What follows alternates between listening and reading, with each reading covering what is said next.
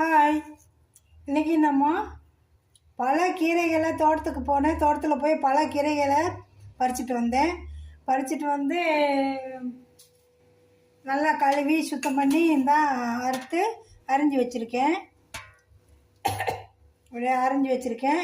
இதில் வந்து முருங்கைக்கீரை, நேபாளி பாலக்கீரை, மயிலக்கீரை, அப்புறம் அரைக்கீரை கொஞ்சம், இந்த மாதிரி 4 கீரை இதில் இருக்குது.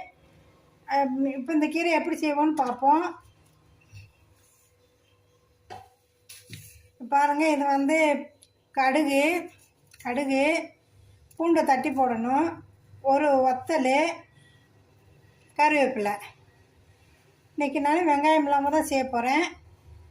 இது கூட நான் பரோட்டா